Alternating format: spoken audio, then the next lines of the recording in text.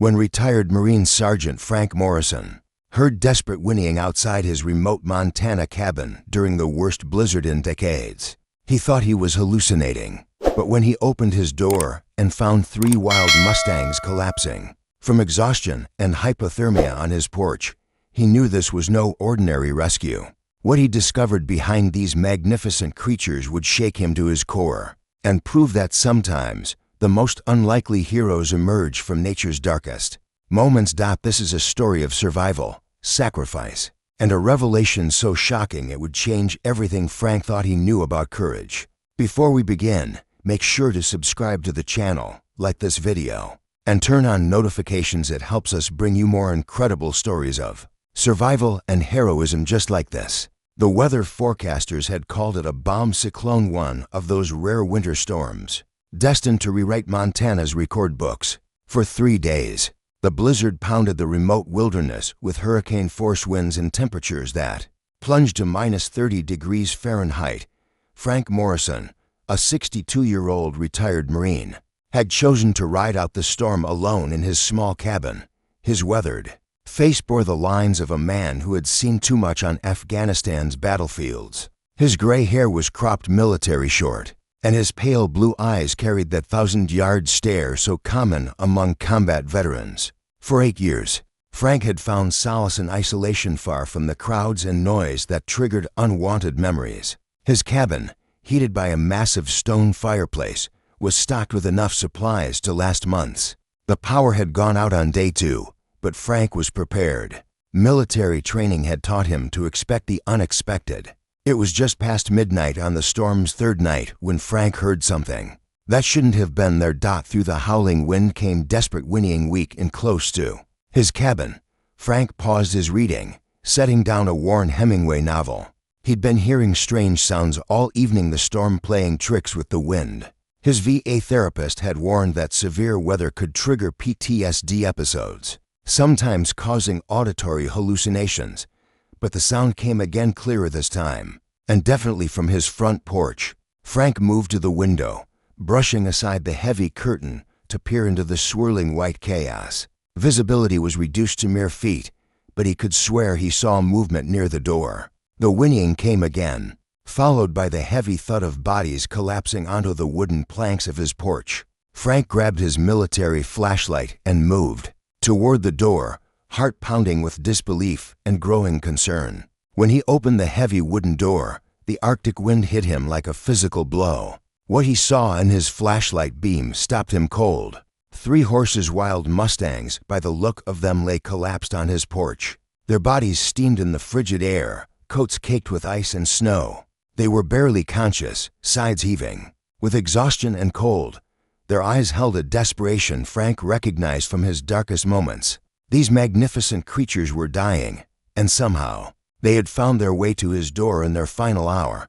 But as Frank stepped closer, his flashlight revealed something in the swirling snow behind them that made his blood run cold. There was something else out there, something that explained why these wild animals had risked everything to reach his cabin. What Frank saw next would haunt his dreams and change his life forever. Frank's military instincts kicked in as he assessed the crisis. The 3 Mustangs were in severe hypothermic shock, shallow breathing, dangerously low body temperatures, and ice forming in their manes. Without immediate intervention, they'd be dead within the hour. The lead horse, a magnificent chestnut mare with a white blaze, lifted her head weakly. Her dark eyes met Frank's with what looked like a plea for help. Even more troubling, she kept turning toward the storm behind her, checking on something in the darkness. The second horse, a smaller gray mare, had collapsed completely. Frost coated her eyelashes. Her lips were blue from oxygen deprivation. The third, a young bay stallion, barely more than a colt, shivered so violently his legs couldn't support him. Frank made a split-second decision against all common sense. These were wild animals, unpredictable, dangerous, even when weakened. His cabin was built for 1 man, not 3 horses. But something in the chestnut mare's eyes reminded him of the Afghan children he'd once tried to save, a look of desperate trust that seemed to say, "You're my last hope, okay, beautiful." Frank whispered, breath forming clouds, Let's get you inside before we all freeze." Using his combat engineering training, Frank dismantled furniture to create space and coaxed the horses indoors. The chestnut mare, whom he named Star for her white marking, walked with support. The gray mare, Storm, had to be pulled inside on a makeshift sled. The young stallion, Bronze, stumbled, and under his own power, Frank's cabin became a field hospital. He cranked the fireplace to full heat, gathered every blanket he had, and began the delicate process of warming their body temperatures. To fast would trigger shock, to slow, and they died out as he worked. Frank talked to them like wounded soldiers. "You're safe now. I don't know how you found me, but you're going to be okay." But even as he cared for them, Frank couldn't shake the image of what he had glimpsed behind them. His flashlight had caught something moving in the darkness, something small and vulnerable. The horses seemed to be protecting it. Star seemed to read his thoughts. Despite her exhaustion, she kept lifting her head toward the door, whinnying softly, not in pain, but calling out. She was trying to communicate something. As dawn broke and the horses began to stabilize, Frank realized they hadn't stumbled onto his porch by accident. They had come deliberately, seeking help not just for themselves, but for something still out there in the deadly storm. Star's restless behavior made it clear someone still needed rescuing. Frank suited up in full Arctic gear, loaded emergency supplies, and grabbed a rope. If something was out there, he'd be ready for another rescue. Star struggled to her feet as Frank prepared to leave, moving toward the door with the same maternal intensity Frank had witnessed from protective mothers in war zones. This mare wasn't just concerned, she was desperate. Against all logic, Frank opened the door and allowed Star to lead him into the storm. She walked with purpose, following the faint tracks her companions had left during their desperate journey. Frank followed, battling winds strong enough to knock him off balance, while Star pressed forward with grim determination. Then, Frank saw it. A small horse trailer, its white paint nearly invisible against the snow, lay overturned against a stand of pine trees. The trailer was crushed, clearly a victim of the storm. But this wasn't just any trailer. It was the kind used in illegal transports, just like the ones Frank had seen in news reports about Mustang trafficking rings. Star led him past the wreckage to a small depression in the snow that Frank almost missed. There, barely visible beneath a crust of ice and snow, was one of the most heartbreaking sights Frank had ever witnessed. A young foal, probably just 3 months old, lay motionless. The tiny horse was silver gray with a black mane. Despite the circumstances, Frank could tell she would have been beautiful. Star immediately moved to the foal, nuzzling it gently and making unmistakably maternal sounds. Frank knelt beside the small body, expecting the worst. But as he brushed snow from the foal's face, he felt a faint breath against his hand. The baby was alive, but just barely. Her body temperature was so low that Frank couldn't detect a pulse. Her breathing was almost imperceptible. "Dear God," Frank whispered as the truth hit him. Star and her companions hadn't just been fleeing the storm. They'd been protecting this foal, keeping her alive with their body heat and sheer determination. When the cold became unbearable, they made the unthinkable decision to seek out human help. Even though every instinct told them humans were the enemy, Frank looked around the crash site, piecing the story together.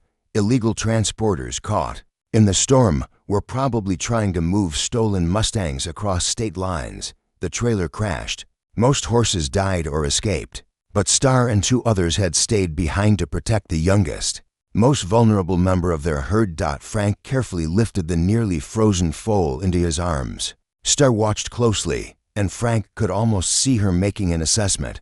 After a long moment, she made soft, reassuring sounds, the same ones he'd heard her making earlier. "She's telling her it's okay," Frank realized. "She's permitting me to help."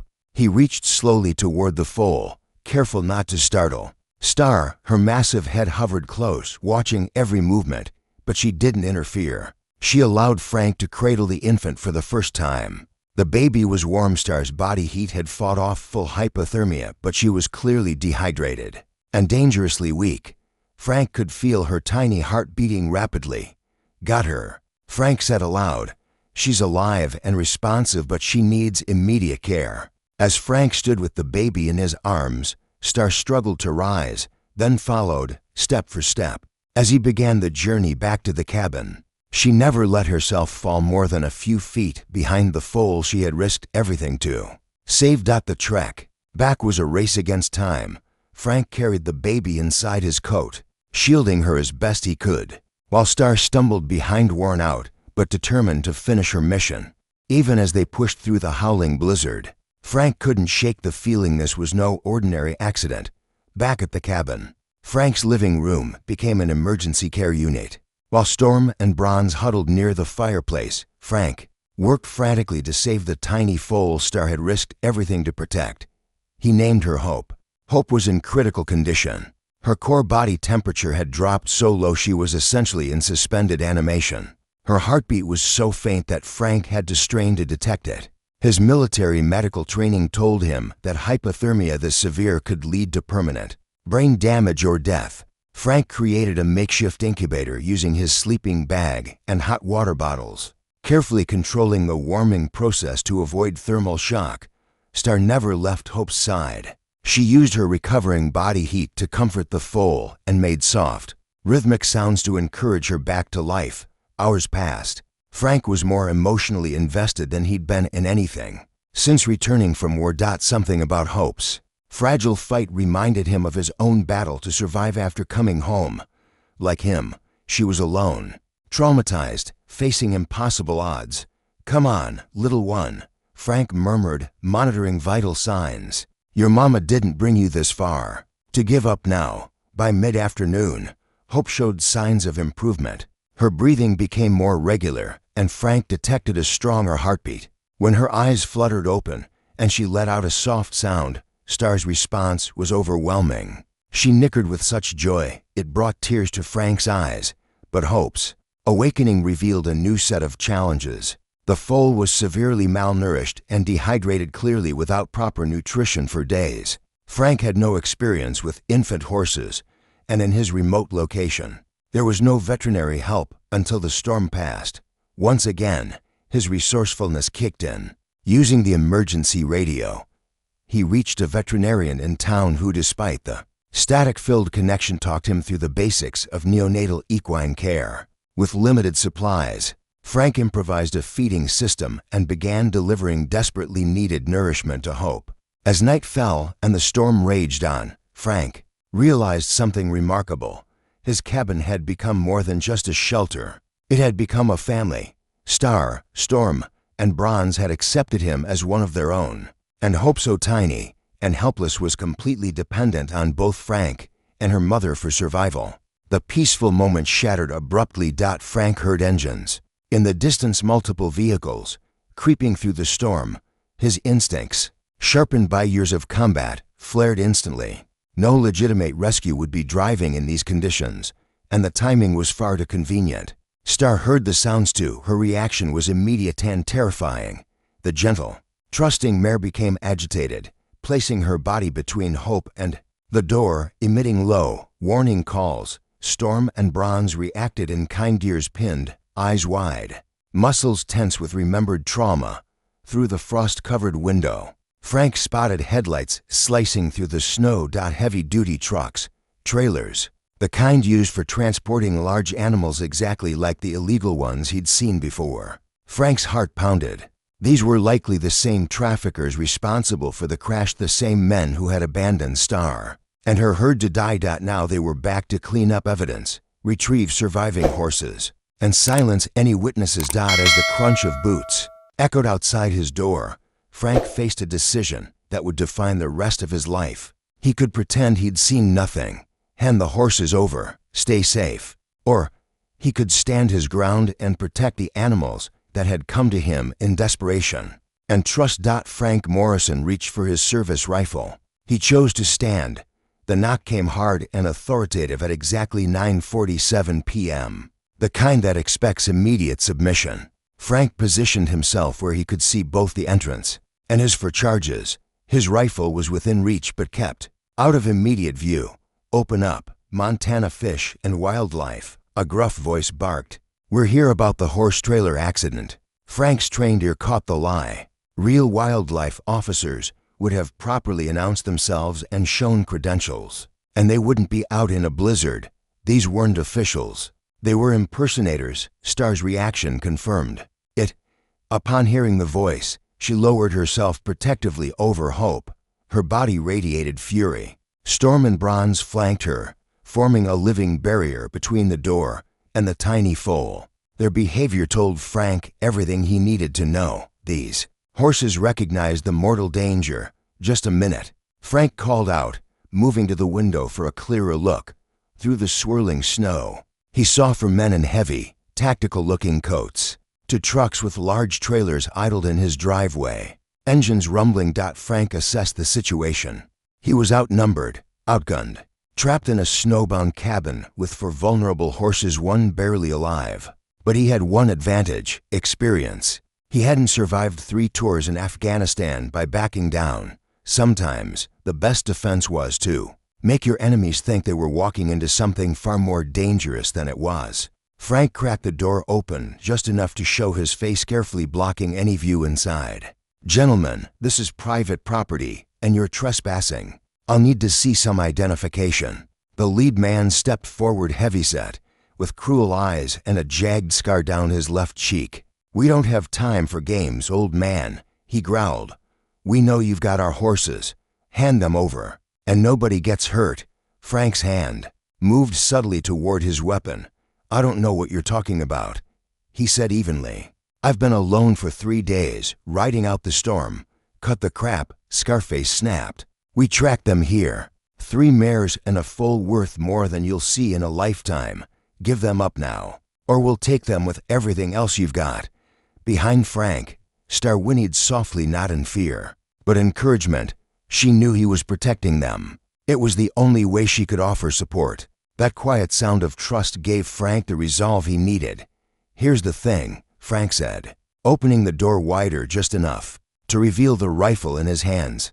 "Those horses came to me for help, and I'm not about to abandon them. You're going to turn around, get back in your trucks, and forget this place ever existed." The men hesitated, clearly not expecting resistance from someone they assumed would be an easy mark. Scarface reached inside his coat, but Frank was faster. "I wouldn't," Frank said coldly, leveling the rifle. "I'm a decorated Marine veteran. Multiple confirmed kills, and I'm having a really bad night. Don't make it worse." The standoff stretched, tension thickened the frozen air until one of the men finally spoke. "Maybe we should just go, Rick. This isn't worth it." "Shut up," Scarface snapped. "We're not leaving without those horses. They're evidence, and we can't afford witnesses." Frank felt his combat instincts fully ignite. These weren't just horse thieves. They were willing to kill to protect their operation. "Last chance," Frank said quietly. "Walk away now, or face the consequences." Scarface reached for his weapon, but Frank was faster. His rifle fired, an echo cracking through the storm followed by a scream as Scarface dropped, clutching his shoulder in agony. "Next shot won't be a warning," Frank called. "Leave now, or I'll make sure you never threaten anyone again." The sight of their wounded leader and Frank's terrifying confidence shattered what was left of their resolve. The men scrambled, dragging Scarface back to one of the trucks before peeling off into the storm.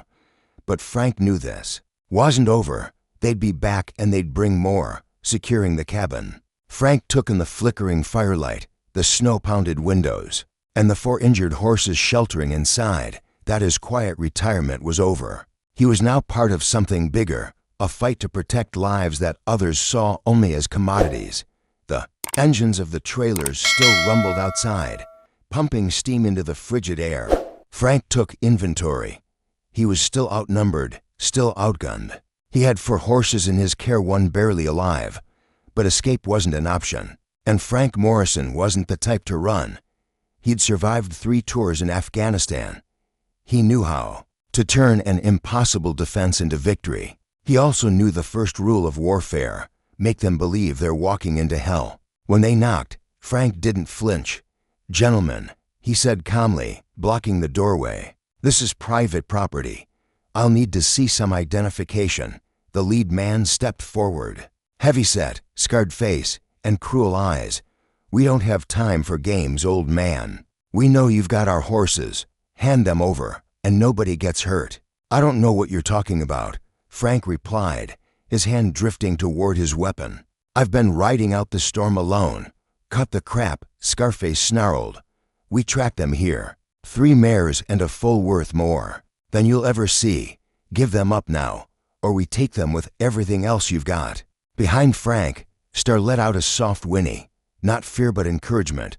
The mare understood. She trusted him. That tiny sound gave Frank the strength he needed. "Here's the thing," Frank said, opening the door just enough to reveal the rifle in his hands. "Those horses came to me for help, and I don't abandon my responsibilities. So here's what's going to happen. You're going to turn around, drive away, and forget you were ever here." The men looked at each other. This wasn't going how they expected. Scarface reached inside his coat. "I wouldn't do that," Frank said flatly, his rifle raised. "I'm a Marine. Multiple tours, confirmed kills, and I'm having a really bad night. Don't make it worse." Silence fell. Then the final standoff. A man in the back broke.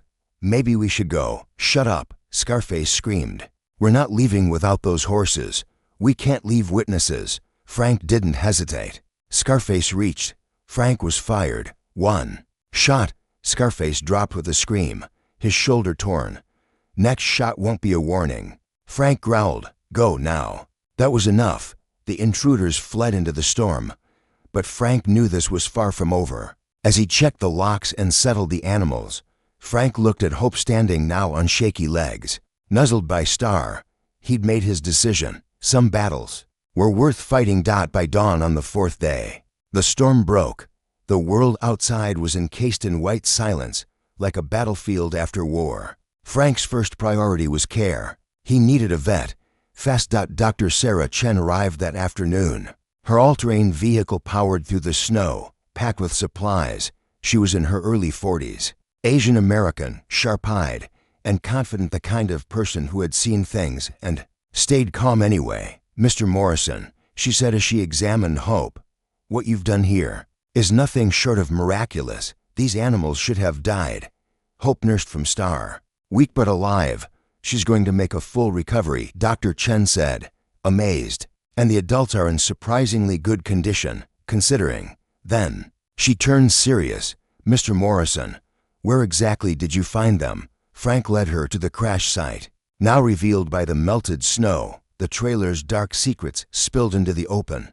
False paperwork, hidden compartments, shipping manifests, satellite communications, evidence of a vast and illegal operation. This wasn't just horse theft, Dr. Chen said grimly. This was trafficking. These horses were going to slaughterhouses overseas. Star and her herd were supposed to die. Frank clenched his fists. Illegal captures, cross-state transfers. Endangered animals are sold for foreign profit. Millions of dollars, years in the making. And nobody had stopped it until now. "We need to contact the FBI," Dr. Chen said. "This is a federal case." But Frank's instincts flared. "They'll be back. And this time, they won't take chances." As if summoned by his words, the rumble of engines returned. Frank grabbed binoculars. At least 6 trucks, ATVs, armed men. This wasn't a cleanup crew. This was an extermination team. "Can we move the horses?" Frank asked. "Not fast enough," Dr. Chen replied. "Hope's still too weak. The others need recovery." Frank made another quick decision, the kind that had kept him alive in war. "Then we make our stand here. Call the FBI. Call the state. Police, anyone. I'll hold them off as long as I can." But before Frank could finish reinforcing his cabin, something unexpected happened. Star moved to the window. She let out a sharp, deliberate call, one that echoed through the hills. It wasn't fear. It was a signal. And then from the snowy ridgelines came an answer. Dozens of wild Mustangs, manes whipping in the wind. Hooves pounding snow descended like a cavalry from the mountains. "Oh my God," Dr. Chen whispered. The whole herd was coming. Star had done more than just save Hope. She had summoned an army. The Mustangs surrounding Frank's cabin weren't just random wild horses. They were Star's extended family, survivors of previous raids by the trafficking ring, and they had come to settle the score. As the traffickers' convoy rolled onto Frank's property, expecting an easy sweep, they found themselves facing not just a hardened veteran, but a furious herd of wild horses. that had had enough of being hunted, captured, and slaughtered for profit. The final confrontation was about to begin, and for the first time since this ordeal began, Frank liked his odds. What unfolded around Frank's cabin would later be described by FBI investigators as the most unusual takedown of a criminal organization in Montana history. Expecting to overpower a lone man and retrieve their evidence, the traffickers were instead met by over 60 wild Mustangs, led by a battle-scarred mare with a personal vendetta, and the tactical coordination of a trained military strategist. Frank had taken a position on his cabin roof, rifle at the ready, providing cover and direction while Star led her family in a coordinated assault that would have impressed special forces. The Mustangs didn't charge blindly, they moved like a unit, cutting off escape routes, overturning vehicles, and systematically dismantling the traffickers' defenses. The lead stallion, a massive black Mustang with silver markings, seemed to recognize Scarface from the previous night. Their confrontation was brief but brutal. Scarface found himself pinned beneath 1,000 pounds of righteous equine fury. Meanwhile, Dr. Chen had reached the FBI. Federal agents were already en route by helicopter, but by the time they arrived, the wild herd had done most of the work for them. Trucks were overturned, equipment scattered, and the traffickers either fled on foot or were trapped surrounded by horses, who somehow knew exactly who the enemy was. Agent Maria Santos, the FBI's lead investigator on wildlife trafficking, surveyed the scene in disbelief. In 30 years of law enforcement, she told Frank, "I've never seen anything like this. These horses coordinated their attack like a trained unit." The investigation that followed revealed the shocking scope of the trafficking operation. The ring had been stealing wild Mustangs from federal lands for over 5 years, generating millions in illegal profits. Star's herd had been one of the most recent targets ambushed during a raid that killed many and scattered the rest. But Star had done more than survive. She had remembered, and when the trailer crashed in the storm, she had seen her moment, not just to save Hope, but to lead authorities straight to the evidence needed to shut it all down. Hope, the tiny foal, whose rescue had started everything, became the face of the case. Her miraculous recovery and spirited resilience captured national attention. Donations poured in to support wild horse protection efforts. Advocacy groups rallied. Laws were reviewed. And Frank Morrison found himself in an unexpected position. The isolation he once craved had vanished, replaced by a new mission that felt all too familiar. The Department of the Interior offered Frank a consulting role on wild horse protection. Conservation organizations approached him to turn his property into a permanent sanctuary. One evening, as Frank sat on his porch beside Star and her now healthy family, he looked into her eyes and said, "I came out here to get away from responsibility. Looks like you had other plans for me." Star's response was simple. She gently nuzzled Frank's shoulder, while Hope, full of energy and confidence, played nearby, her future secure.